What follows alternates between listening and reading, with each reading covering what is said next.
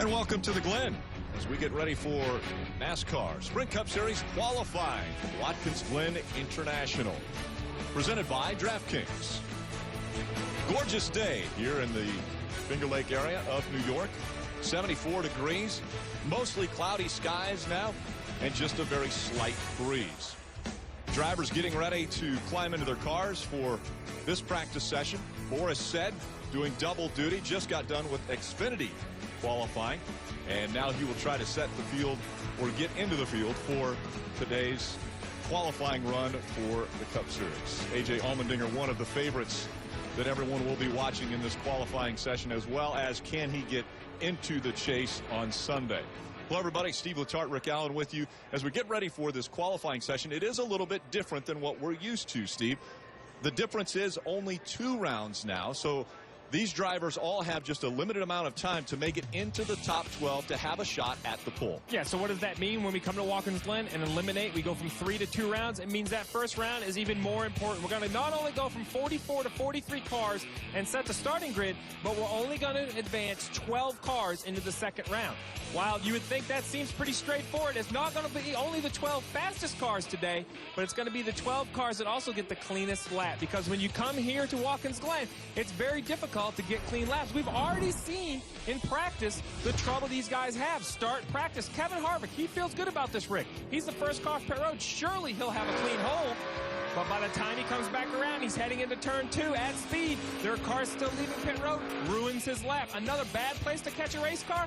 Out of the bus stop. You see Dale Jr. very frustrated with Landon Castle. Traffic could dictate who moves into the top 12 today. And normally qualifying is important for the fact of pit selection, obviously where you're going to start, but maybe a little bit different here at the Glen. Yeah, at Watkins Glen, when you think about pit road, you think about green flag pit stops, not caution flag. So a much opener pit road. You don't need a great pit stall. But what does happen at Watkins Glen is chaos at the start of these races. When you drop the green flag tomorrow and 43 cars roll off into turn 1, it's going to be nuts. They stop, they start, they come and they go. You see her on board with Danica Patrick. How about this? How would you like to start your race at Watkins Glen?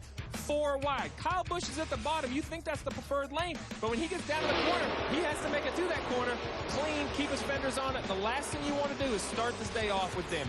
You want to start up front. Obviously, you don't want to be back in the pack where all the chaos is taking place. One driver who showed a lot of speed yesterday was Jeff Gordon. We expect that. He's won at this racetrack 4 times. It's his last run at Watkins Glen. One driver I don't think we expected to see up front was Greg Biffle. He was 3rd quick in that final practice. Yeah, we talk about Jeff Gordon, who's won here a lot. His last win at a road course, though, was in 2006. But Greg Biffle, this is a team that's looking for a shot in the arm. I thought Greg Biffle had good speed yesterday, and perhaps Watkins Glen on the road course is the exact type of racetrack they need, something different. We're not at a 1 mile or a mile and a half oval where everybody can run a standard setup. This is very unique.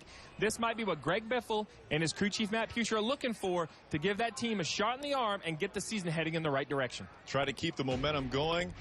A 5th place finish at Pocono a week ago. We'll hear from some of the drivers before they climb into their cars and start qualifying here at the Glen. NASCAR Mobile, it is the best way to follow your favorite drivers. You can build your own leaderboards. You can listen to driver in-car audio and watch live in-car cameras. Just go to NASCAR.com/mobile. Drivers still working their way to the cars. Before they get in, let's hear from some. They're with Marty Snyder. Well, Rick, one who has already arrived at his car is Jeff Gordon, fastest in practice yesterday. So how do you feel about your chances to put it on the pole today? Yeah, I feel pretty good. Our Exalta Chevrolet, when we put it into qualifying trim yesterday, really came to life. So I'm hoping to follow that up here today. We were on the pole here last year, and the car is driving very similar to what we had last year. So so far so good. But you know, you just got to hit all those marks right. And there's a lot of places that you have to do that and do it right, or a lot of places you can make mistakes. So, you know, this first time out, hopefully we get it right so we don't have to make a second run. But last year we did actually make 2 runs in the first session, got us through the second session, then got us on the pole. So we're going to try to follow that up with the same type of results, but only have to do it once in this practice. That's the plan anyway, right? So good in your career at these road courses. Kind of sad this is the last one, Jeff?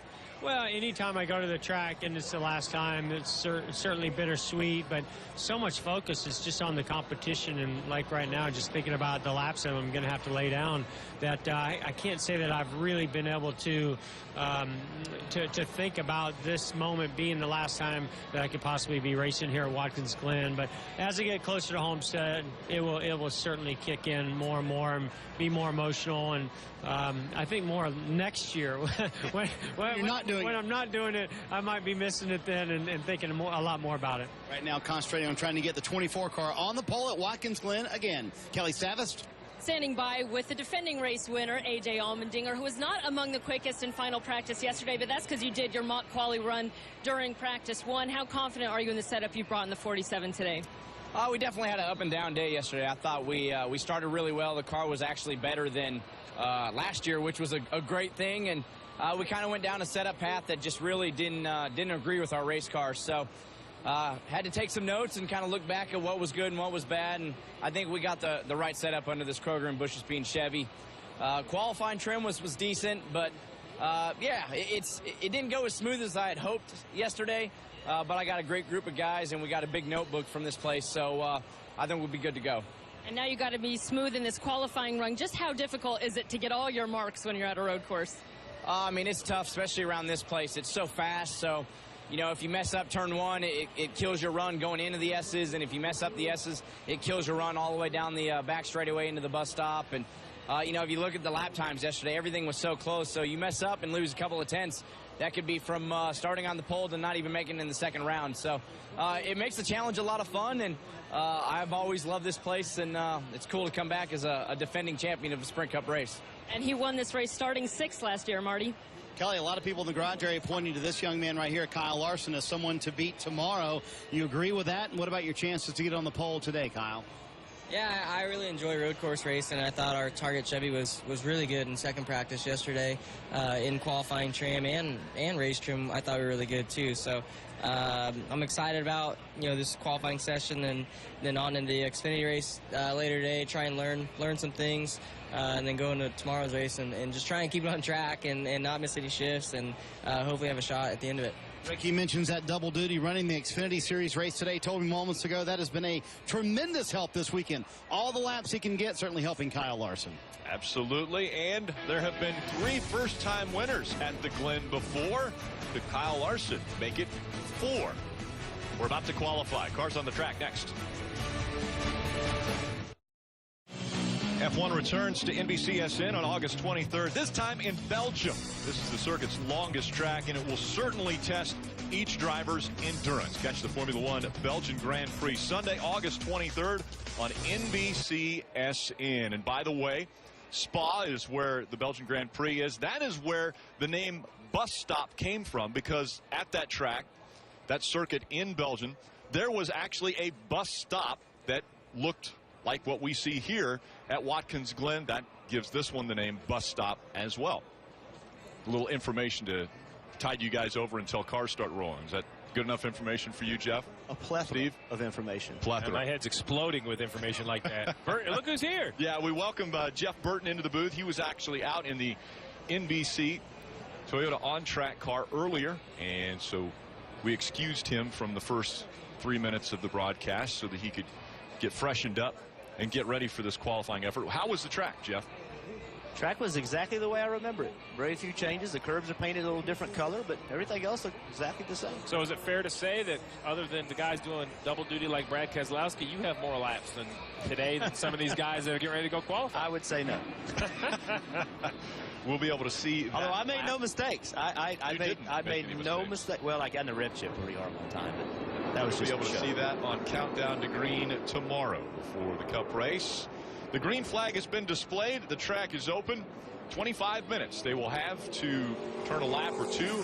However, they can get into the top 12. That is the goal of this first session. Well, the first part of getting into the top 12 is getting out on the track and finding yourself a clean hole. And as we see the cars roll off pit road, they're doing a good job of trying to space themselves out. But you have to remember, this track, while very large, when they come back around at speed, you see Casey Mears, he's had enough. He's not waiting. He's decided it's time to go. He pulled out, got to the front of the line. jockeying for position and getting a clean lap, Jeff, can be almost as important as how your car drives. That's right. It's always hard to know whether you want to leave pit road and run hard all the way up through the S's, down through the inner loop, around the long chicane, or do you want to take it easy and not heat your tires up too much? That's always a point of discussion. So we saw Casey. He decided he wanted to go through the S's quickly to get the track position and try to make sure he had clean air. The other thing, get the brakes heated up. You want to make sure that your brakes are working well on this qualifying lap. Well, also, I think, you haven't been in the car for a day. You practiced yesterday. The next time you're in the car is qualifying. You got to go lay a lap time down. So I kind of like to leave and just get my rhythm, going through the inner loop hard, going through the chicane hard, doing all that to get my rhythm going. So when I come to get the green, I'm ready to go. By my count, we have 23 different cars on the racetrack at one time. That's a lot. Yeah, will this work into the favor of guys like Casey Mears, who jumped out to the front? He's the first one to take a green flag and be on the clock. We'll see if he's able to catch up to the last cars that were on the track that came off of pit road. And what can be really frustrating is you have everything cleaning and somebody pulls that in front of you. It's nothing you can do about that. So the spotters have to work together really well, have to communicate. It's nothing more maddening than having a good clean lap and have somebody pull out in front of you. Casey's entering the long back straightaway. He's got this inner loop to come through. This looks calm, kind of passive, but trust me, there's a lot going on when you're going through here. One track where we will see the cars up on two wheels a lot once they hit those curves going through different areas of this track. You saw he had the right sides all the way on that apron in the long right-hander. Sometimes drivers don't like to do that. Sometimes it upsets cars. You see a lot of cars in a bunch. This is what we want. And Casey got him messed up right here. Denny Hamlin blocked him. That's going to mess his lap up. Right, and Denny had really no idea. We talk about spotters. That's an area that's very hard for the spotters to see. Denny Hamlin had really no idea. It looked like till the last minute that the 13 was catching him. And this will be the first time lap as Casey Mears goes across the stripe. That will set the mark that everyone will shoot for. Casey Mears, quickest. Mike Lynette, second fastest. Matt DiBenedetto goes to the top of the speed chart. Just over 70 seconds. Brad Keselowski also on a timed lap. Kyle Larson now to the top of the chart. 69.49 seconds for Kyle Larson. Impressive lap. About 0.2 of a second off the fastest lap that has been turned this weekend.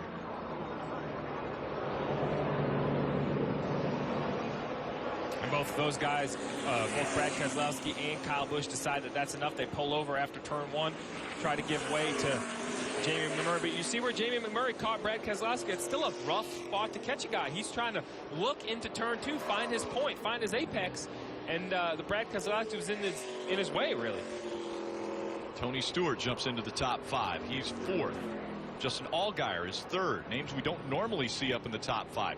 Clint Boyer, though, very impressive. He is second quickest in this qualifying run. And look at the rundown on the left side of your screen. The cut line's been established right behind 12, but that green dot, that green chiclet next to the car number signifies the cars on the racetrack. Look how many cars are on the racetrack. Right.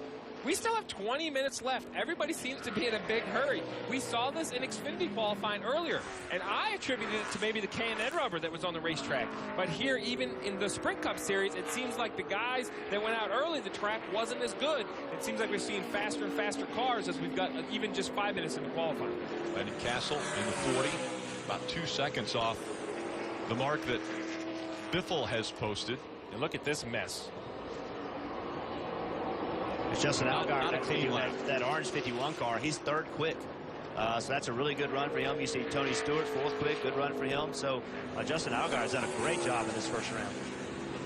Almirola, what a bad place to catch the 11. We keep talking about it, and now you see he was in the green. Now he's a 10th down. That hurt his momentum off the carousel. And turn 6. And then the final turn 7 before he gets back on the front stretch. Back into the green.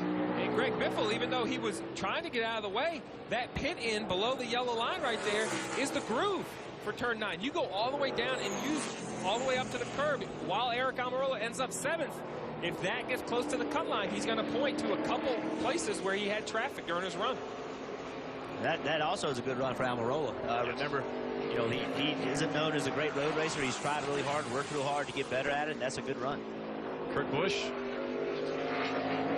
just outside the top 12 right now in the red as he continues to work up through the S's. Marty. And Rick, the driver who had the first time lap was Casey Mears. He is currently, where is Casey on this chart? On the racetrack, Denny Hamlin moved in front of him. He said he had to shallow up the corner so much that really affected his lap. Casey Mears outside the top 12 right now, so they're going to have to run again. But again, even though it didn't look like much, and Denny Hamlin certainly did not do it on purpose, that little bit made Casey Mears change his lap so much that it didn't knock them out of the top 12. Yeah, these times are really close. I mean, they're close. So if you anything at all messes you up. Look at all the green right now. Kurt Busch, Kevin Harvick, Joey Logano, all in the green as far as getting into the top 12. Yeah, that tells me if I'm Eric Almirola, David Reagan, Kyle Busch, Edwards, you have to start even Casey Kane in 8th. You have to assume you better get your stuff cooled down. You're going to have to run again from what we see here. That cut line's going to move very quick here. You're going to see Keselowski getting bumped out. Now Edwards to second. Edwards is going to get bumped out as Kurt Busch went to second. Now Joey Logano to second. And to the top of the chart goes Kevin Harvick. Great lap for Kevin Harvick. You're at Watkins Glen. I don't think anyone in the garage is surprised by that. All we heard yesterday was how fast that 4 car is. Of course, I think we hear that every week, how fast that 4 car is. Danica Patrick, she just moved herself into 11th. Got herself on top of the board. Above the cut line. She makes it into the top 12 at 11th. Looking at Dale Earnhardt Jr. now, that 88. Newman up into 9th, so he moved Kane out.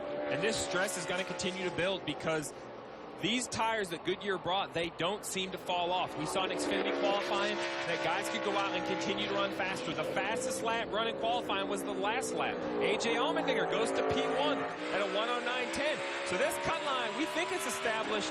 With 17 minutes left, it's going to continue to move around. Yeah, guys like Kyle Busch, we'll see him go again. Carl Edwards, he'll go again. Brad Keselowski, he'll go again. They'll try to jump up into that top 12. Greg Biffle, another one who was 3rd quick in final practice, he'll be going out again. Now look at the quality of cars, the 5 car, the 88, the 55, the 3, the 18, the 19, the 2, the 16. Right. Those are quality cars that are going to have to go again to try to get themselves above the cut line. How much time, crew chief, does it take to cool these cars back down to give them a good lap? Well, the issue is it takes a minute and 15 seconds, a minute and 10 seconds to make your lap. It takes another 2.5 minutes to get back to pit road and get parked because you have to get out of everybody's way. We've seen it. You have to really pay attention on your in lap. But then to get these things cooled down, you're looking at least 5 or 7 minutes to get them cooled down to the temperature where you feel good that you can go make another run. Not to mention that the more the tires cool, in my opinion, the better grip they're going to have. And one name that's not on this list at all yet is the guy on the screen. Jeff Gordon hasn't run a lap yet. And I like his patience. I know he's passing the 3 right there. He's kind of out of the way, but look in front of him. This is pretty open track, Jeff. This might be one of the cleaner laps we've seen. Yeah, he waited for it to get cleaned out, and then he rode around the racetrack. That's what's hard about riding around the racetrack. It's hard to time when you're going to have a free hole. So he rode around. Spotter did a nice job. They let the racetrack get cleared out. Now he's going to have a clean lap. But when we talked to Jeff early, he said earlier in the show, he mentioned that they had to run twice in session 1 last year, but ended up sitting on the pole. So perhaps they have a new strategy this year. Wait a little bit longer, have a cleaner lap, try to only run once. You see already in the green after he crossed the start-finish line. That's green compared to the 12th position of Eric Almirola just making it into the cut line. Matt Kenseth also on the clock in the green. And we compare to 12th because that's really what matters. While Allmendinger has a great lap and Kevin Harvick in 1st and 2nd, I don't want to take anything away from those two, but when we move forward in the next session, those are going to be reset. This is all about setting the top 12, moving the cars ahead. Matt Kenseth was in the green, gets a great run off the carousel, though, Jeff. That's a great example how what's important in the corner. And at this racetrack, you have to do the entire corner right. But what's most important is to be able to leave good to go down these long straightaways. You saw it going backwards, but he left the corner good. Let's see if he can get off the last corner here and get to the start-finish line and get himself in. Lost a lot of time getting in. Yeah, a lot of time getting into 7th. It's coming back the other way, though. Let's see if it comes back hard enough. Doesn't look like it's going. 22nd for Matt Kenseth. Tenth of a second. It's only a tenth of a second from 12. Yeah, the timing of scoring wasn't wrong. He was only 0.11 off, and that's 10 spots. Jeff Gordon, on the other hand, though. Jeff Gordon, 3rd quickest on that run. He looks like he will safely advance into the 2nd round. A.J. Allmendinger, Kevin Harvick, Jeff Gordon. Gordon, the only car in the top 12 that is on the track now. Marty. And Rick, to Steve's point about the patience that Jeff Gordon and the team had, should have heard the conversation between a spotter, Eddie DeHunt, and Jeff, just trying to find a hole on the racetrack, knowing you're sort of gambling time-wise. You want to get in, you want to get cooled down. If you don't have a good lap, obviously Jeff Gordon got that, and they're up in third position right now. I just talked to Matt McCall, the crew chief for Jamie McMurray. I said, who is safe in this? He said, honestly, I think only the top 5. Everybody else is planning on running from there down, so they've been cooling down this one car since he's come back in. McMurray since 10th, and to your point, guys, at an oval, they might be safe, they might be borderline, but they're thinking, no way, we're definitely going to have to run again. Pretty much everybody from 6 on down. The other thing that they have to think about, timing-wise, is getting back around to get the green before the time runs out. So once they come off of pit road, Steve, how long will it take them to get from pit road back around to green so that they don't run out of time in this time? From everything I've timed all weekend long, about 1:18, 1:15 seconds to get around. If you're really aggressive, 1:15, but if you have to kind of pick and choose your hole, 1:18, 1:19 to find a nice hole. But here's a perfect example of patience. The 7-8 of Martin Truex. I think he's out here by himself. It's his own track. Right. He's the only car in the racetrack. Pit road is bumper to bumper with people cooling their cars off. Martin Truex has a clean lap. Now the downside is if Martin Truex does not get a great lap with only 12 minutes left, I'm not sure he can get in, get cooled off, and get back out to make another attempt. And barring what he runs, when we talk about close, this is close. Kurt Busch in 6 is a half a second better than Michael McDowell in 25th. That's 19 position. There is only less than a tenth of a second from 11th to 19th. 8 guys are within a tenth of a second. On 7 turns. Truex in the green by about 0.2 of a second over Jimmy Johnson, who's 12th. Let's go the other way with that also, Steve, with 12th right now being 69.9 seconds. You can go all the way up to Kurt Busch, who's 6th at 69.7 seconds. So 0.2 of a second could make the difference if you're going to be on the track again to try to break back into the top 12. If Kurt Busch, who's only 0.2 of a second faster than Jimmy Johnson, if we see 4 or 5 guys go and run 0.2 of a second better than Jimmy Johnson, Kurt Busch is out. Yeah, I mean, Martin Truex is on a great lap. He's 0.4 of a second to the good, as long as he has a clean turn 6 and turn 7, which is easier said than done. We have to get him out of turn 7, get in there nice and easy, get the power down. The clock's going the right way, though. Martin Truex is going to jump way up into the top 4 or 5 cars. Great lap for Martin Truex Jr. He does go 4th quickest on that lap. 109.35. So we've talked a lot about these guys trying to get in the top 12, but think of it, let's step back a little bit. Think about T.J. Bell. He is the last car in points. Okay, 1 car is going home. T.J. Bell is last in points. He's got to get in the top 36. Guess what? He's 38th. If he moves up into the top 36, then Jeb Burton's got to move himself into the top 36. Guess what? He's 39th. So if T.J. Bell picks up a little bit and moves up in the top 36, that puts a ton of pressure on Jeb Burton and his team. They got to go out. Now, if they both get in, then it just starts moving down the line. The last guy out of the top 36, that's not eligible for provisional, he's going home. So the pressure goes from the front of this field all the way to the back. And guess how much time separates right now T.J. Bell from being in the top 36? 0.2 of a second. That's what he has to find. 0.2 of a second. Strategy so key when you come to Watkins Glen. When do you roll? When do you go onto pit road? Well, everybody went right out onto the track with the exception of Kevin Harvick. Danica Patrick also staying on pit road. Jimmy Johnson, look at all the cars he has to go around. So there is strategy that comes into play. Kyle Busch trying to make room for himself. Yeah, for qualifying as well. Trying to find a gap. Casey Mears didn't work out for him. Got in behind Denny Hamlin. And from what I saw, that was the biggest. He got penalized more than anybody. Here's Jeff Gordon. He just sat and waited and waited. There's Martin Truex. He's waiting. They had a completely clean racetrack. But they trusted their cars to do it, right? Right. They felt like they had good enough cars. They didn't think they were going to have to run again. So they were able to wait, not worry about the clock. two guys that really made it pay off. One being the 24 of Jeff Gordon. He's third quickest. The other one being the 78 of Martin Truex Jr. He also waited, went out later, had the track all to himself. He and Cole Pern, a pretty good strategy. And guess what, guys? With 9 minutes left and at least 10 or 12 cars thinking they can get advanced into the top 12, pit road's full. That tells me that in the next 9 minutes, we're going to have another packed racetrack. Carl Edwards, he said, you know what? I'm not waiting. I'm 21st on timing. I'm trying to get out there and get my clean nut. But when I see a bunch of cars on pit road, Marty, I'm concerned these guys aren't going to get their lap in. All you crew chiefs think alike, don't you, Letarte? And that's exactly what Paul Wolf was telling Brad Keselowski. Started looking at pit road. You mentioned it was bumper to bumper earlier and saying, that's not going to work out in about 8 minutes. So what they did, they, just like Carl Edwards said, Brad Keselowski on the racetrack, you'd rather have clean racetrack, right, Steve? Sacrifice a little bit of cooling versus sending your guy out with a bunch of cars on the racetrack. Absolutely. The other thing that happens, the more cars on the racetrack, the more opportunity for a spin, for a wreck, for something to happen to completely mess up your lap. Although the clock may stop, it still messes your lap up. You got to come back, cool everything down so it can really, really affect the ability to lay a good lap time down. Kelly, you got something? Well, and Kurt Busch didn't go out straight away either. He tried to wait enough for the field to thin out just a little bit. Even still, there was a lot of traffic. But Kurt said after his run, hey, that was a good hole. We found some gentlemen out there. But as close as these times are, as soon as he came back, and at the time he was P5, he's down to P7 now. He said, I'm not comfortable with our time. We need to cool it down and be ready to go again. That's exactly what they've been doing with the 41. Kurt feels really good in the left-hander, struggling a little bit on the right ones.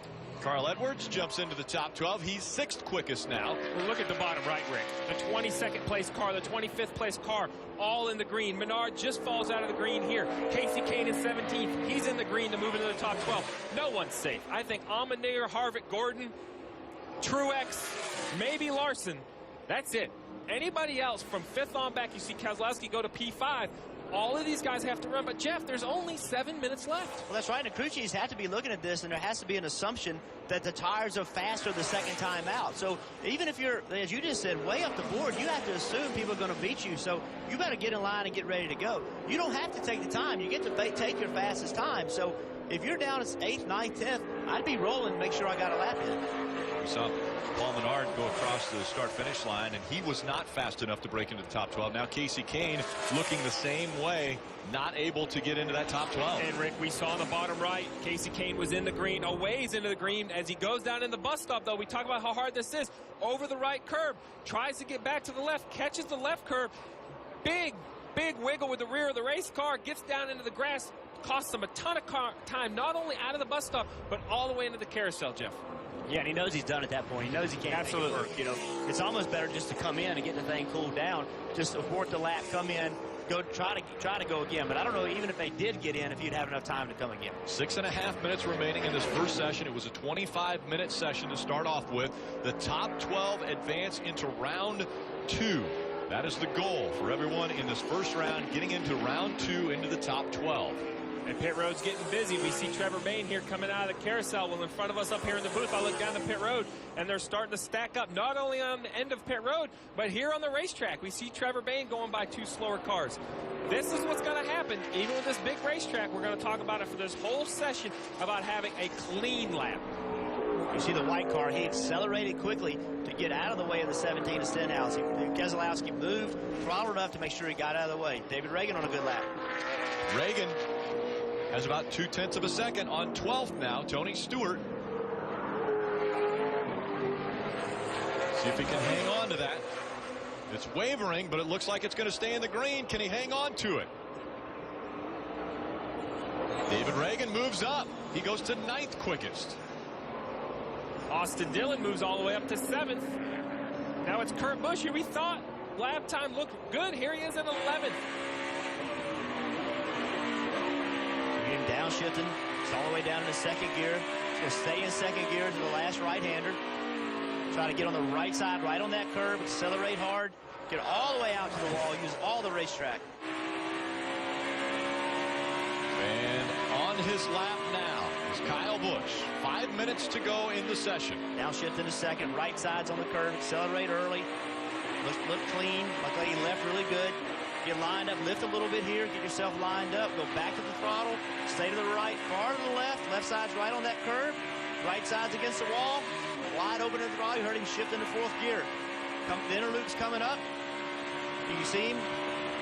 Going to downshift into third. It's going to go to third. Yeah, 3/10 of a second, guys. 4/10 of a second he has right now on his brother. Straddle the curbs. Now you got to get the left side directly on the chicane. Got loose right there to see how much that hurt him. You see that losing a little bit of time, gaining it back on exit. Now he went to fourth. Not everybody goes to fourth. He goes all the way to second. Third gear, second gear, left side's on the curb, right side's on that concrete. Traffic right traffic. here. Didn't mess Able to him get up. by it, though. But you see how quick that car came and went. Just a few hundred more feet down into the corner, that car would have been right in his way. Kyle Busch confidently bumps up into the top 12. Kyle Busch, a great lap. He goes to 5th quickest. That bumps his brother, Kurt Busch, out of the top 12. 69.44. Good job. Jamie McMurray We'll see moves what to we got. 12th, pushes David Reagan below the cut line. Here comes Jimmy Johnson, though. Jimmy Johnson in the green. 1/10 of a second ahead of Jamie McMurray now. But he's got the bus stop to go. We've seen a lot of mistakes made here in the bus stop. It's an easy corner to overdrive. He gets in pretty good. Looks pretty smooth. Lost a lot of time, though, guys. Yeah, but he's Into the going to get red. out really well. He got in good, got out nice and smooth. Now it's going to be all about the carousel and the last two corners. He had to really slow the car in inner loop. He got in there hot, had to really get it slow through the middle of the corner. Did not carry a lot of speed off, and also didn't carry the speed through the chicane. Let's see if he can make it up in the left and then the right. 2 corners to make it up. And look how close they are. 100ths of a second right now. Separating Jimmy Johnson from the time Jamie McMurray has posted. He's back in the green. A great turn 7. Made up a ton of time through turn 7. Tony Stewart also on a great run. He's in the green as well. Jimmy Johnson all the way to 3rd quickest on that run. Under 3 minutes to go. Tony Stewart also on the clock. 2/10 of a second advantage over Joey Logano now. Earnhardt Jr. in front of Stewart on the racetrack is tracking back towards the green with a right-hander turn 7 to go.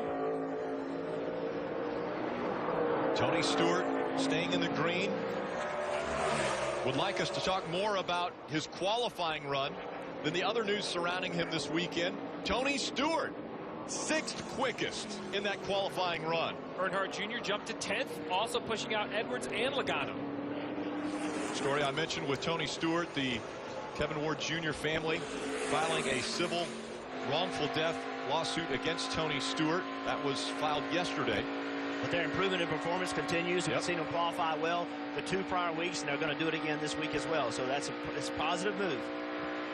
Moving in the right direction. We saw it at Indianapolis. We saw it at Pocono. We're seeing it again here at the Glen.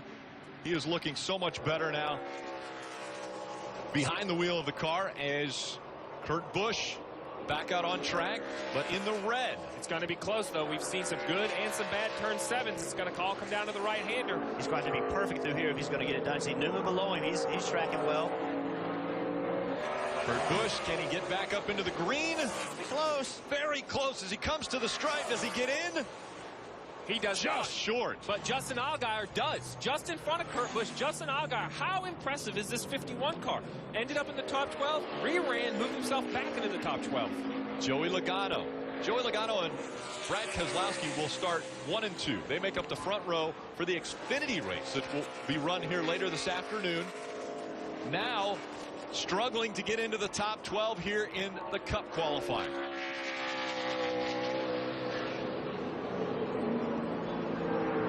Logano trying to find a little time, gets in deep, but see the clock. There's an example. He gained time on corner entry, Jeff, lost it on corner exit. Not what you're looking for here at the road course.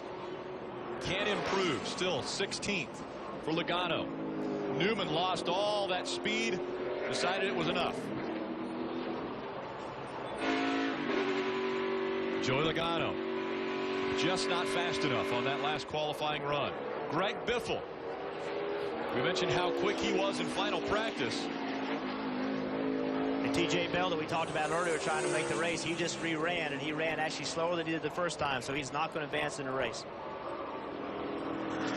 5 seconds to go. Greg Biffle on a timed run, trying to get into the top 12. So just because time's expired doesn't mean that these laps don't count. It just means you can't start a new lap. You see Greg Biffle here to finish his lap. It doesn't look like he has the speed to go through the top 12. Menard is also out there on the lap. Jeff, you mentioned it. Quite a few impressive runs. I would put Austin Dillon, who ended up 12th fastest, or trying to end up 12th fastest. Right now, Paul Menard's still on the clock for his final attempt. He's going the wrong way. Obviously, not going to be able to move himself into the top 12. That's disappointing. Paul's a good road racer. Not going to get in the top 12 this weekend. All the way down to 28. It's not where you want to be starting for this race. A.J. Allmendinger fastest in the first round. Justin Allgaier, another name in the top 12 that will advance into round number 2. Kyle Larson was 9th quickest.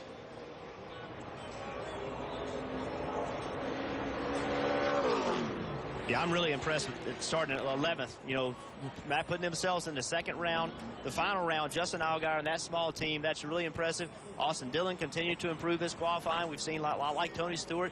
They've been a lot better the last several weeks also. So those two teams at 11th and 12th, that's impressive runs for those guys. But what I do like is when you look at the top of the board, Allmendinger, Harvick, Gordon, Truex, and Kyle Larson. That group of cars did this on one shot. They only have one lap on their tires. We will see in the next round whether that will help them have more speed with only having one attempt on their tires. Jimmy Johnson, 3rd quickest. Kevin Harvick, 2nd quickest. The fastest in the first round, A.J. Allmendinger. We'll hear from the drivers when we come back. First round of Sprint Cup Series qualifying is in the books. Presented by DraftKings. The fastest in that session was A.J. Allmendinger. The drivers that didn't advance into the top 12, Denny Hamlin, Kurt Busch, Carl Edwards, Joey Logano. Big names on this list. Clint Bowyer. Guys that did not make it into the top 12. Greg Biffle, 3rd quickest in final practice, 25th. Yeah, they were really good in practice yesterday. He looked really happy. He was talking about how proud he was of his car. Just couldn't lay it down today when it counted. Matt Kenseth at 26, also disappointed. Back here you see T.J. Bell. Did not qualify, was not able to get into the top 36, lowest in owner points, so he will not race on Sunday. Let's go to Kelly.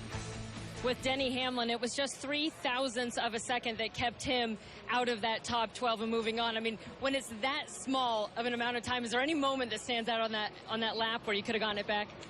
Yeah, absolutely. Looks like I needed to go about half a second faster if I wanted to be the fastest. So,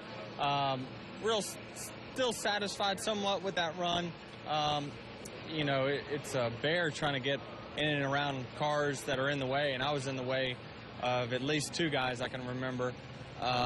It's just, you know, everyone going half speed or less, and some people still on run. So I'd like to revisit that, but still, you know, happy with our FedEx Crown Toyota. We've, you know, came a long way through the weekend. And I feel like we can race them from 13. All right, it certainly was a congested qualifying run out there for Denny Hamlin, Marty. A frustrated Jamie McMurray will start 17th tomorrow. How much was traffic a factor in both your runs? Well, my first run I was okay because I was one of the first cars on the track, so it wasn't that big of a deal. It seemed like most guys went quicker on their second run, and then the 3 car just got in my way in turn 7. And that corner, I don't know that it's more important than others, but it's really loose on entry, so you can't necessarily move up and try to get on their outside. So I don't know. I mean, I'm really mad at him. I'm mad at the circumstances. But it's just a product of this qualifying, and it sometimes works out for you, and sometimes it doesn't. Tell you what, a lot of guys down here talking about the traffic on the racetrack certainly was a factor in round 1, Rick. Yeah, and Steve, you brought it up at the beginning of the show. A clean lap might be more important than having a fast car at this racetrack, because of if you've got that clean lap and can put together a perfect lap, you could advance into the top 12. And a lot of it has to just do with the layout of the racetrack. There's very few access roads around here at Watkins Glen. You basically have to stay on the racetrack all the way around. But it's funny, right? We could take 44 cars, Jeff. We could go to Charlotte, and in 20 minutes, everybody could get a couple runs. It's only a 1.5-mile racetrack. But when we come to the 2.5-mile Watkins Glen, 43 cars, everybody's in one another's way. And I think that's just part of it. There's strategy involved. The 78 waited. They had a clean racetrack. They're in position 5. Jeff Gordon waited. He's in 4. So I do understand the frustration, but I enjoy it because it's one more thing the teams have to think about when they're going to go out on the racetrack. And Jamie McMurray is perhaps the nicest mad person I've ever seen. I wish I'd have known that when I was racing against him. Yeah. Oh, very well put. And there he's chatting now with Jeff Gordon, who could end up winning the pole again at Watkins Glen. We'll be back with more after this. Here are the top 12 from round 1. They all advance into round 2 to find out who will win the pole. Can Jeff Gordon or Jimmy Johnson, maybe Kyle Busch, win the pole again at Watkins Glen? They've already got one at least under their belt.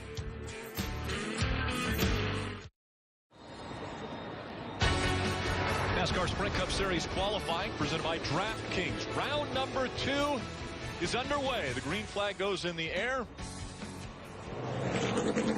Round 2 taking place. 12 cars with the opportunity for the pole. A.J. Allmendinger, what a tale of 2 different days for A.J. Allmendinger. Yesterday in final practice, he pulls in the garage, shaking his head. They can't find the speed, looking dejected. And then, lo and behold, first round of qualifying, guess who's fastest? A.J. Allmendinger. Can he back it up, potentially win the pole for tomorrow's race? They won the pole at Sonoma earlier this year, and we've talked so much about this being their opportunity to win a race and get themselves in a chase. That's what they did the last year. The formula worked. See if they can do it again. It's a good start so far. We're already seeing strategy. A.J. Allmendinger sitting in his car waiting to go out. So he's one of the cars that's decided, I won't go out right away. I'll wait to see if I can get a clean track. And again, all 3 of these cars, they're riding around as slow as they can. Not to get space, but just not to put heat in the tires. Once they get to the wrong right-hander, they're going to take off, start building speed right here to be able to carry enough speed to get a good start at the start-finish line. And sometimes you want to be a little bit close so you can use that guy as a rabbit. Sometimes chasing somebody makes you run a little harder, helps you watch their line a little bit. Sometimes you'll see drivers want to be a little bit close just for that reason. And the graphic on the left side of the screen, those are the 12 cars that advanced into round 2 in the order in which they advanced. That order will change up as soon as cars start to post a lap. This is just Allmendinger was first, Austin Dillon was 12th in the first round. All those times you're a race now, you have to go out and rerun. And also in that graphic, if you see like on Keselowski or Larson, the green chiclet next to their number, that denotes that the car is on the racetrack. So you're seeing Kevin Harvick, Jeff Gordon, Brad Keselowski, Kyle Larson all on the racetrack. I say all, that's only 4 cars right now on the track, which means all 4 drivers should have a clean track for this qualifying run. Yeah, I think you can be a little more patient. With a 10-minute session, everybody only feels they're probably only going to get 1 run at it anyway. Most importantly is you get a clean run. First time that we will see will come from Kyle Larson, and a little bobble there in the bus stop. You know, the back of the car came around, but it stopped. It looked like once it moved around, it dug in and made a lot of grip. So I'm not sure that really hurt his speed through there. Coming out of the carousel into turn 6, coming right at us. The left-hander and then short shoot into the right-hander, which will bring him right back onto the front stretch. See how much more racetrack he used than Jeff Gordon. He had the right sides all the way over the curve. Jeff Gordon never crossed it that far over. This is the time everyone will be shooting for. Larson goes 69.52 seconds. Gordon 69.35, and Harvick follows it up 69.22.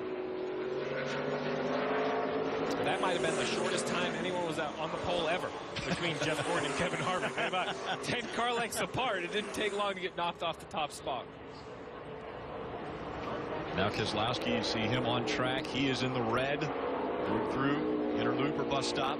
He overshot the bus stop. He's just quit. I think he's quit because he knows with 6 minutes left. Right. You mentioned this earlier, Jeff. Don't finish the lap. If you finish the lap and run another lap, you're burning 2, 3, 4 minutes. They can't afford to do that. Keselowski's thrown the towel in, hustling the pit road. But why isn't he coming quickly? I mean, he's coming slow. I mean, if they're going to do that, yeah, but he's got to come. He's got to. Yeah, but I mean, he needs to get there quick to cool off. That's correct. Yes. That's correct. Unless he has some kind of mechanical issue. Well, he came on the radio, guys, and said, I'm coming to you. I completely messed up that lap. So I think they're going to come in here, try and get it as cool as they can, maybe one more time, and send him back out on the racetrack. So he voluntarily said, I messed that up. I'm coming to pit road. Yeah, I like the strategy, Marty, but I agree with Jeff Burton. I think he needs a hustle back into the garage. You see here, entering the bus stop, Jeff. Yeah, he just got way right. When he got so far right that his right side's on the other side of the curve, and that messed up the left-hander. So he got in too deep, tried to use a little bit too much racetrack. You see right here, the right sides are all the way over the curb, and that was the beginning of the problem.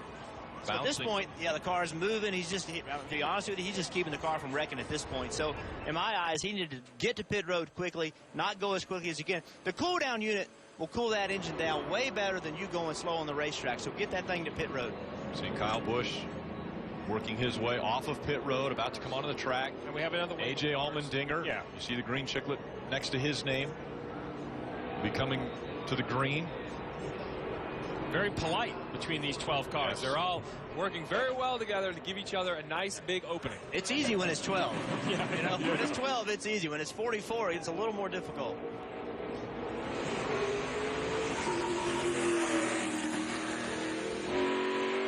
Up through the S's for Kyle Busch. An uphill climb as he'll get to the back stretch and look at the bus stop way up in front of him. And here's Austin Dillon. He's taken the green. We saw Kyle Busch. He's just getting up to speed. He hasn't taken the green yet. Austin Dillon getting into turn 1. Came up a little speed, getting to 1. Let's see if he can gain it back leaving. He is. It's okay to enter easy if it helps you leave better. Got into the green. Good start to the lap for both Austin Dillon and A.J. Allmendinger. Ran into Austin's dad on the spotter stand yesterday. He was at the top of the S's where he just came through, working with Austin, trying to help him get through there, get a little bit of speed. Lost a little ground getting into the bus stop, and then off the bus stop he's 0.2 of a second off now. Allmendinger very close though. He's back into the green. There's A.J. Allmendinger out of the carousel looking toward turn 6. You see how close it is. It's 0.5 of a second between he and the fastest car of Harvick right now. And we've seen guys go 0.2 one way or the other between turn 6 and 7. He goes through turn 6, goes in the green. How about turn 7? Very slick on exit. He nailed that. Very good. 6 and 7. Will he bump Harvick out of the top spot? It's looking good. A.J. Allmendinger, provisional pole, 68.99 seconds. That was an impressive lap. Oh, he got in the throttle so quick, got off of that corner really well. That was impressive. Truex with a nice run. Absolutely. A great run for Truex up to P2.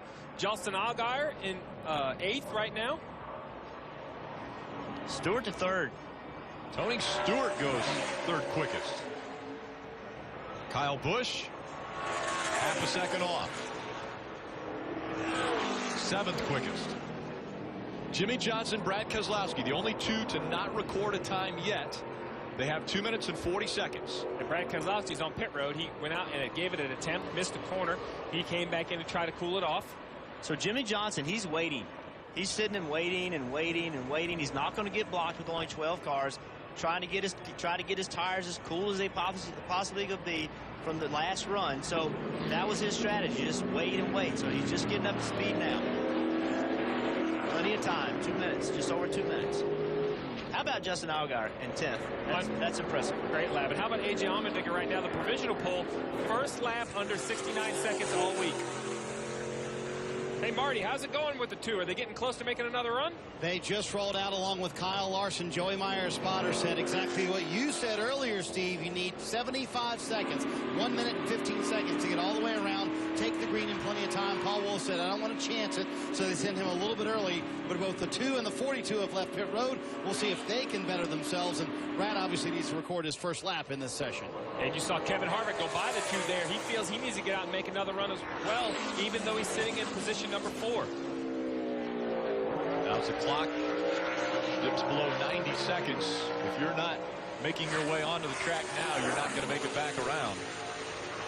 Not seeing any activity on pit road. Potentially the 51 of Justin Allgaier might go back out. You know, a lot of ovals, if you were 2/10 halfway around the racetrack, you wouldn't have a shot still on the pole. But this racetrack, you have a lot of corners to gain this speed up, so Jimmy's not out of it. How does he do through the bus stop? Yeah, he overshot the bus stop. He got in there really, really hot. Kind of got the car out of shape. It cost him. It's 0.4 of a second off the time that Allmendinger has posted. Keselowski getting out of his way, giving him a clean run. Keselowski continuing to heat the tires up now as he gets closer to coming to the green flag for his final run. Jimmy Johnson still about 0.5 second off as he comes to the final turn. You know how we say he overshot the bus stop with a 68.99 staring in the face, though, Jeff. You know you have to get in there deeper, right, than you have the laps before. You know you have to find time. Unfortunately, when you go in too deep, there's a big penalty. Jimmy Johnson ends up 9th.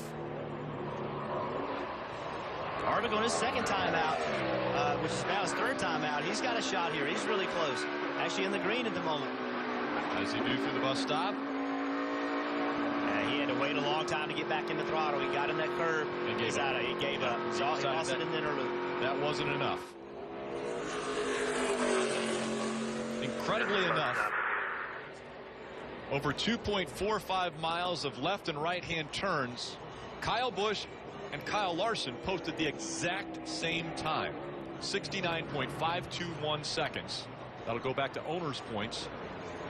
Kyle Larson's not done. It really comes down to 6 to 7. We talk about these corners a lot, but they're the last opportunities to make up time or lose time. And you see here, Kyle Larson is losing time through both of those corners, over 0.2 of a second. That leaves just Keselowski on the racetrack, and at 0.6 of a second off, it doesn't seem like he's going to have a shot at the pole. But you got to remember, this is his first lap in time. This will set his starting position. Almost a second off, and so he will move up to 11th quickest. Justin Allgaier is 12th quickest in that session. As the red and black flags have been displayed, the time has run out. A.J. Allmendinger fastest in round 2. A.J. Allmendinger gets his 4th Sprint Cup Series pole, his 249th start. Kelly. He's done it. And AJ, after that day that you had yesterday that we know was full of frustration, what does it mean to now start on pole back here at Watkins Glen? Means we lead the field to turn 1 at least. Now just proud of Brian Burns and Tony Palmer, all my guys, Vince, just everybody on down the line. I was frustrated yesterday, and I probably wasn't helping. I was over driving, trying to get more than was there, and just I didn't do a good job yesterday. So they saved me. They gave me a good race car. So going in tomorrow, I feel happy with what we got, but we'll see. It's a tough race. This Kroger Busch Bean Chevy is going to be fast, and hopefully we're reliving last year. Track position is valuable everywhere, but what does it mean to be starting from the front as you guys are going to hit turn 1? Yeah, I mean, it's so critical around here. Everybody's so close. It's tough to pass. You know, you start beating and banging on each other, your fenders get torn up here, and you can't have that. It's very aerodynamic dependent. So it's a good start. Strategy plays a lot in this race. Fuel mileage, everything. Can't thank everybody at ECR for giving me good horsepower. And I don't know if I'll sleep any better tonight or not, but I'll be ready for tomorrow. Yeah, how much pressure is there on you that you got the job done here last year to get into the chase, and a lot of high expectations again this year? There ain't any more pressure than I put on myself. These guys deserve it. I want to lift them on my shoulders and carry them to victory lane. And you know, last year was special, and it just makes you want to do it more and more. But the outside world, there ain't nothing there. It's all inside here that I put the pressure on myself, and I'm going to go try to make it happen. These guys deserve it. Congratulations, AJ. Rick? A.J. Allmendinger won the pole at Sonoma earlier this year. He has now swept the poles for road courses. An impressive run, a big change from yesterday. Elation as opposed to disappointment. NASCAR racing live from Watkins Glen on NBCSN tomorrow at 1:30 p.m. Eastern. It's Sprint Cup Series racing. And coming up next, Xfinity Series racing. Take a look at the starting grid for tomorrow's race. A.J. Allmendinger, Martin Truex Jr. making up row number 1. Tony Stewart with an impressive run. Kevin Harvick, they make up row 2. Yeah, good run by Kyle Busch. Also, Dale Earnhardt Jr., good run. Yeah, we look here on the second page. Justin Allgaier makes the top 12 for the 51 car. That's a great qualifying run for them. Joey Logano has to be disappointed outside row 8. We'll see if some momentum can happen from the Xfinity race today. Jamie McMurray and Clint Boyer. Boyer needing something to happen for him to stay in the top 16 in points. He'll start back in 18th. A lot of people on that page that are chase guys trying to get themselves in with points need good days. Yeah, we talk about how crazy these races start. You want to be towards the front when it starts. Matt Kenseth, Greg Biffle, Paul Menard, Ricky Stenhouse, all these guys have to be very careful in the opening laps. Michael McDowell always good at the road courses. Cole Witt, Trevor Bain making up row 17. Boris said back in row 19. David Gillen in there. He's a good road racer, so look for him to make a move to the front. Rounding out the top 43, Jeff Burton in that top 43. Marty. Jeff Gordon winds up fifth. How does fifth settle with you, Jeff? Yeah, not as well as we were hoping for. You know, based on yesterday, I felt like the car was really solid and we could get a little bit more out of it in some areas, and that just didn't happen. We ran, just a little bit slower than we did yesterday, and some other guys picked up, but still fifth is a great starting position here. Watkins Glen, our Exalta Chevrolet is really solid. We worked really hard on our race setup yesterday, so I'm hoping that fifth position is close enough to front that all that work will pay off for the race. A lot of guys talking about traffic in the first round. Did that bother you at all? No. Some guys went out a little bit later than we did in that second round, and I don't know if the track cooled down or what, but we had really clean laps both times. We worked really hard on trying to do that.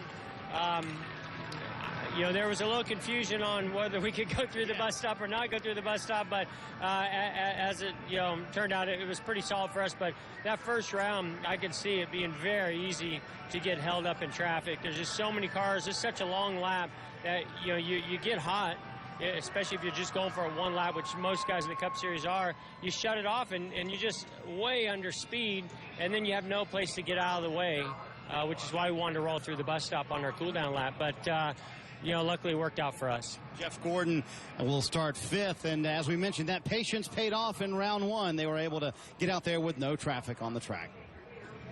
Martin Truex Jr. comes up just short. Martin, was there any place that you could have gotten a little more out of the 78?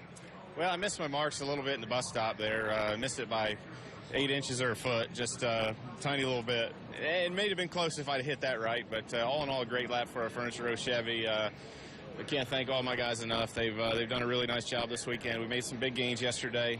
Felt good about the car after practice, and then it's you go to bed and you think about it all night. You think about hitting your marks and what it's going to take to do everything right. So proud of what we did today, and definitely got a really good car and race trim, and looking forward to racing here tomorrow. Tell me what's key here at Watkins Glen. I mean, is the start critical? How different is it when you come to a road race? Well, the strategy is completely different. I think fuel mileage is always a big deal here. The strategy is you got to be fast. You hope to stay out front all day.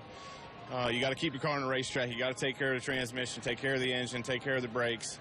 Hopefully have something at the end, and then be on the right pit strategy to be able to use it. So definitely a tough race, but this place has been good to me over the years. I really enjoy coming up here, and looking forward to a great day tomorrow. It seemed like a tough qualifying. Talk about the congestion out there. Was it unique this year to years past? No, I mean, we waited that first session until the track was really clear because we got blocked twice at Sonoma, and that cost us a shot of making that top 12. So we played it safe this time. We waited, we were patient, and it worked out for us. Martin Truex Jr. will start second. Thanks, Kelly. A lot of things happening here in the Finger Lakes area in Watkins Glen, New York. If you're in the area, you might want to come out. We've got a lot of things happening. Xfinity Series racing, that's coming up here very soon. More on this Cup qualifying when we return. Welcome back to Watkins Glen International. Sprint Cup Series qualifying presented by DraftKings has wrapped up. A.J. Allmendinger is the fastest. One guy in the top 10 standing by with Marty. That would be Jimmy Johnson in the 9th position, Rick. And let's talk about your qualifying lap. As you look at those times, are you shocked at how tight the top 10 is? Yeah, we're all road course ringers these days. It's amazing how smart this garage is and how great these competitors are. Great qualifying session for the Lowe's Chevrolet. Unfortunately, I had to make 2 runs to get my rhythm right in that first session. Certainly didn't help for the last session, making a 3rd lap on the tires, but I just got a little greedy into the bus stop and gave some time up there. So all in all, decent. I raced far better than I qualify, and we're starting pretty close to the front. I was going to ask you about that. When you wait a little bit in that second round, is there a lot of pressure? Because you got 1 lap to get it right, and that's it. It doesn't really weigh on me that much. The pressure I think that we all fought was trying to time when you leave pit road to make sure that you didn't have a group of cars slowing down trying to get back to pit road in front of you. And we worked hard to get that right and make sure that I was coming up to speed as those guys were slowing down. So that was really where all the pressure lied, and of course hitting it right for my 7 turns. But that was the most pressure-packed thing waiting. I'm curious your mindset coming into this race after almost winning Sonoma, running up front, leading all those laps. did you want to get here a little bit more than normal to get another shot at a road course? Yeah, I love road course racing. I grew up, not the same thing, but a similar aspect of racing, and truly enjoy it. Wish that I had more victories on the road course column, and would certainly love to get one here and knock one of those tracks off the list that I haven't won at yet. He and Chad Canals almost snuck one out at Sonoma, trying to pit less than everybody else, and it almost worked out for them. They'd love to get another road course win this weekend. Maybe they can figure it out. Two guys trying to figure out what just took place. Kyle Busch and his crew chief. Take a look at this. Well, they're figuring out a lot here. You know, they're probably going over qualifying a little bit, but, you know, they're just sitting here talking about what they have for their car. Kyle doesn't have to get ready for the Xfinity race. That's rare for him. Normally he has to run off and get ready for the next race, but he gets to be a spectator today. But they're just sitting here looking at stuff. Adam Stevens and him gone through a pit map while they've been sitting here, seeing how they want to advance from here. Qualifying 8th. They probably feel disappointed with that, but it's not too bad there, Jeff. No, it's not bad at all. I mean, it's a good starting spot. They've been on such a roll, though. 8th probably doesn't feel great to them. But, you know, one thing that goes unnoticed here is look at the fans giving them room. You know, you see the shoes behind them. There's a row of fans behind these guys. They're giving them the freedom to talk. You know, that's that goes unnoticed, but it's amazing how much more peaceful and calm you can have a conversation with your crew chief if people aren't trying to bother you. So the fans deserve some credit for giving those guys some room. Drivers appreciate a little bit of room, and they can talk shop with their crew chief. Let's go back to Marty Snyder. When I walked up Justin Allgaier, he said, I like seeing you with a camera. That means we've done good things. He will start 12th tomorrow. Talk about that first run. In the first round, your car was really good, wasn't it? It was really good. Our Brent Fresher Agriculture Chevy is really good. I told Steve Addington yesterday, this is probably by far the best road course car I've ever had. So that means a lot to me, and I think this team and just being able to go out there and lay down a good lap in the first round. We had to do it on the second round, unfortunately, but still able to you know, run 2 really good runs in that round. We made an adjustment for the second round, and unfortunately it just didn't go our way, and not enough time to run another one. But still a solid qualifying effort. Puts us in great position for tomorrow's race. I'm excited. For a smaller team like yours, it's just qualifying, but what does something like this do momentum-wise? Well, I mean, when you come to a racetrack and you feel good about it, you always run better. And after qualifying and you qualify well, you just seem to have that positive momentum going into the race. You know, this is a race that is a little bit different. You know, I mean, it's a road course race, so it throws everybody off a little bit. If we can capitalize on this weekend, I feel like the momentum that will carry just throughout the rest of the season even will be huge. So we're really excited about where our team's headed. It will be a career best road course start for Justin Allgaier. He'll start 12th tomorrow. Impressive start for Allgaier. He's won a road course race in the Xfinity Series. His crew chief won this very race with Kyle Busch back in 2008. We'll be back with more from the Glen after this.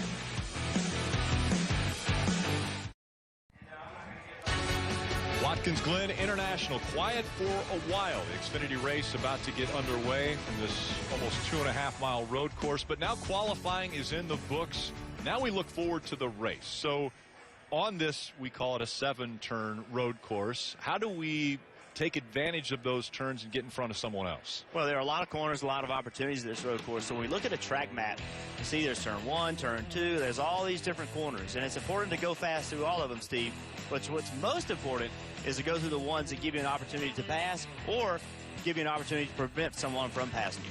Yeah, now that qualifying's over, you can look at all 7 turns. That's great to make fast lap times, but now it's time to overtake, time to move up through the field. The first opportunity you have to do that is to get through the right-hander, turn 7, really, really well, carry a lot of momentum down the front stretch, brake hard without wheel hopping in turn 1. We're here on board with A.J. Allmendinger trying to catch Marcus Ambrose. You see A.J. gets a great run off turn 7, pulls to the inside of Marcus Ambrose, continues that run down into turn 1, but then does a nice job not just overtaking, but keeping the car underneath him all the way in and through turn 1. That's right. Then when you leave turn 1, it's really important to be able to get set up going into the S's. The S's are very, very important. So you've got to get into turn 2 well to get off of turn 2 well. If you miss the beginning of turn 2, then it messes up the entire S's and also can mess up the inner loop. So you see here, Harvick has a good run going into turn 2. But you can see Marcus Ambrose behind him. He checks his speed up a little bit, gets a little bit of momentum. Harvick gets a little loose here. Look what happens. That little bit of change in momentum gives Marcus Ambrose a shot to turn to the right and make a pass. Long straightaway into the inner loop, a good opportunity to pass. Yeah, heavy braking zone. And right out of that heavy braking zone in the inner loop, you go into turn 5, also called the carousel. Big, long, sweeping right-hander down to the second longest straightaway here at Watkins Glen between turn 5 and turn 6. Turn 5 goes on forever. As you exit turn 5, though, you have to keep momentum. You see here Jeff Gordon exits with more momentum than A.J. Allmendinger. A.J. points him to the inside. He knows Jeff Gordon has the run. He's going to go by. So he goes ahead and gives him the preferred groove, gets back in line with Jeff Gordon to get through turn 7 to complete his lap. And we mentioned the word chaos earlier to start the show. Every corner. Chaos happens when you're in a pack of cars. What kind of an advantage does that give Martin Truex Jr. and A.J. Allmendinger starting up front with a clean racetrack in front of them? Well, I think it's a huge advantage, right? I mean, you want clean air. But again, what we just talked about, where you're fast is what really matters. You can be fast in some of these corners. It doesn't set you up to pass. It doesn't set you up to block the pass. Being good in those corners that we just showed, I think that's the most important thing. We could talk about all the qualifying you want and all the corners you want, but if these crew chiefs don't get the pit strategy right, stop the minimum amount of times and give their driver track position in the front 2 or 3 rows at the end when it matters, it's not going to matter. Did you notice how it came back to the crew chiefs Always doing does. the right thing Always again? does. Looks, as long as he takes responsibility when it goes wrong, I'm good with it. Countdown to Green is coming up next. Stay with us here on NBCSN.